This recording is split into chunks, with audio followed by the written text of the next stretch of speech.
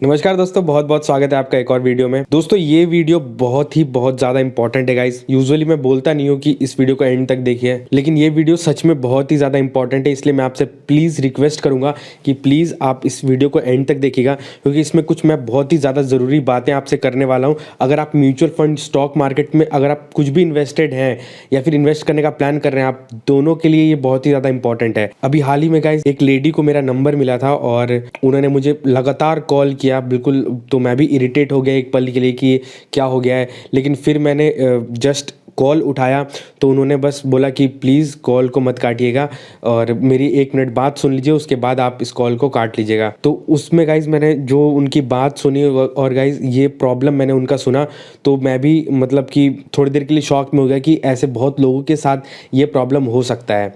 Guys उन्होंने क्या किया था कि एक लेडी थी, उनके हस्बैंड एक्सपायर हो गए थे, तो उनके हस्बैंड ने बहुत पहले कुछ शेयर्स और कुछ स्टॉक्स में पैसे लगाए हुए थे म्यूचुअल फंड में, और वो डिस्काउंट ब्रोकर था कोई जिसमें वो पैसे लगे हुए थे।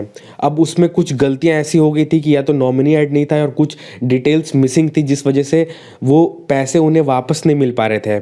उनका portfolio almost 30 to 35 lakh invested था, जिसका वैल्यू अभी के टाइम पे 69 लाख के आसपास हो गया था। तो ये पैसा उन्हें वापस निकालना था और उनका पैसा नहीं निकल पा रहा था।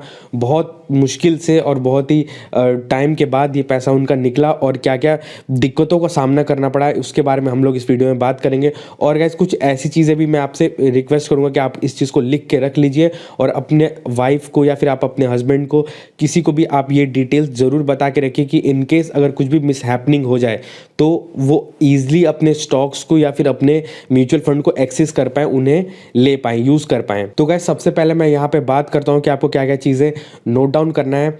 उससे पहले मैं आपको एक बात बता दूं कि अगर आपने कोई भी स्टॉक्स खरीदा हुआ है या फिर म्यूचुअल फंड लिया हुआ है, तो सबसे पहले आपको म्यूचुअल फंड में एक नॉमिनी को ऐड करना है। अपने ज़रूर से ज़रूर आपको कर लेना है। थोड़ा सा टाइम लगता है, कुछ आईडी वेरिफिकेशन करना होता है और नॉमिनी ऐड हो जाता है। और आपका किसी भी ब्रोकर के पास आपका अकाउंट है तो उस अकाउंट में भी आपको अपना नॉमिनी ऐड करना है। ये नॉमिनी आपने ऐड कर लिया, लेकिन आपने नॉमिनी ऐड कर लिया लेकिन आपने ये डिटेल्स अपने नॉमिनी के साथ शेयर नहीं किया, अपने मदर, फादर या वाइफ के साथ, हस्बैंड के साथ ये डिटेल्स शेयर नहीं किया, तो आप बहुत ही प्रॉब्लम में फंस जाएंगे।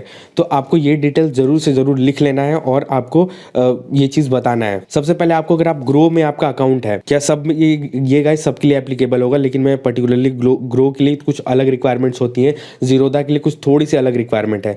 तो अगर आपका अकाउंट ग्रो पे है तो आपको सबसे पहले अपना ईमेल आईडी लिख लेना है, उस ईमेल आईडी का पासवर्ड, एक लॉगिन पासवर्ड भी आपको मिला होगा ग्रो पे। जब भी आपने ग्रो पे अकाउंट बनाया होगा तो आपको एक रिक्वेस्ट आया होगा कि एक और पासवर्ड जनरेट करने के लिए, तो वो पासवर्ड भी आपको उसमें लिखना है। इसके साथ साथ गाइज आपको अपना टी पिन ज़रूर से ज़रूर लिख लेना है। टी पिन इतना ज़रूरी है कि अगर वो उन्हें मिल भी गया तो फिर वो सेल नहीं कर पाएंगे जिस टाइम पे उन्हें सेल करना होगा। तो टी पिन भी उस पेपर पे आपका लिखा होना चाहिए। इसके साथ साथ डीपी नंबर जो भी आपका होगा, आपका जीरोधा के पास, ग्रो के पास, इन सब के पास भी होगा। तो अकाउंट डिटेल्स में अगर आप जाएंगे तो आपको डीपी नंबर मिल जाएगा, इसे कहते हैं डिपॉजिटरी नंबर। इसे आपको लिख लेना है। आपका डिपॉजिटरी पासवर्ड। अब दोस्तों ये डिपॉजिटरी पासवर्ड मैं क्यों बोल रहा हूँ, क्योंकि आपको क्या करना है गाइज, आपको अपने CDSL या NSDL जिसके पास भी, जिस भी डिपॉजिटरी के पास आपका स्टॉक है, यानी कि अगर आप ग्रो पे इन्वेस्ट करते हो तो आपको जो भी स्टॉक्स होता है वो ग्रो के पास नहीं होता है, वो CDSL के पास होता है। तो आपको CDSL के वेबसाइट पर जाना है और वहाँ पर लॉगिन करना है। कैसे लॉगिन करना है CDSL के वेबसाइट पर जाके, उसका मैंने पूरा वीडियो बनाया है। उस वीडियो को देखने के लिए आप आई बटन पर क्लिक कीजिए, आपको वो वीडियो मिल जाएगा। इस तरीके से जाके आपको अपना CDSL पर रजिस्टर करना है, उसका एक पासवर्ड जनरेट करना है और वो पासवर्ड आपको लिख लेना है। इनकेस अगर ये ग्रो बंद भी हो गया, इनकेस आपका डेथ हुआ और ग्रो बंद भी हो गया, तब भी ये लोग आपके जो भी नॉमिनी है वो लोग CDSL के डायरेक्ट वेबसाइट से इस अपने शेयर्स को एक्सेस कर पाएंगे, बिना किसी टेंशन के, बिना किसी पेपर वर्क के।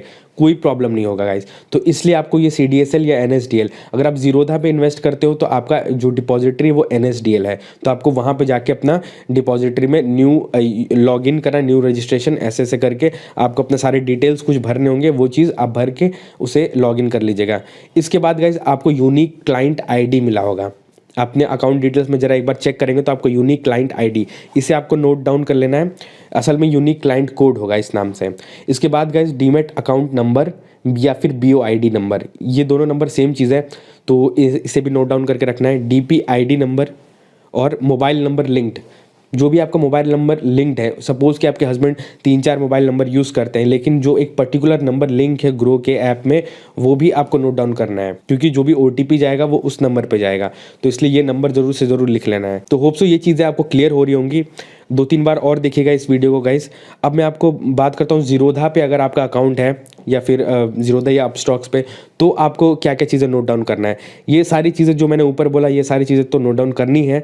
इसके अलावा आपको ज़रूर से ज़रूर एक यूज़र ID मिला होगा। जैसे कभी भी आप ज़ीरोधा पे अपना अकाउंट बनाएंगे तो आपको SDDR SQTTR इस तरीके का एक यूज़र ID मिला होगा आपके ईमेल पे। वो यूज़र ID को आपको लिख लेना है, और एक पासवर्ड आपको जो आपने जनरेट किया था वो पासवर्ड को आपको लिख लेना है, लॉगिन पासवर्ड जिसे बोलते हैं। इन चीज़ों को आपको लिख लेना है, अपने स्पाउस के साथ शेयर करना है इन सारे चीज़ों को। इसके अलावा अगर आप म्यूचुअल फंड में इन्वेस्टेड हैं, तो म्यूचुअल फंड में अगर आप इन्वेस्टेड हैं तो आपको अपना फोलियो नंबर ज़रूर से ज़रूर लिख लेना है, और फोलियो नंबर से आपको अपने AMC में लॉगिन करना है। जैसे ही आप अपने AMC में लॉगिन करेंगे, वहाँ पे भी नॉमिनी का डिटेल मांगता है, आपको वहाँ पे भी फिल करना है, और वहाँ पे भी एक पासवर्ड जनरेट करने के लिए आता है ऑप्शन, और उसमें भी लॉगिन करने के लिए पासवर्ड होता है। तो उस पासवर्ड को भी आपको लिख लेना है और बता देना है कि साफ सीधी बात कि अगर स्टॉक्स को सेल करना है तो आपको ये प्रोसीजर है मेरे जाने के बाद, और अगर म्यूचुअल फंड को आपको सेल करना है या पैसे चाहिए वहाँ से, तो ये प्रोसीजर है।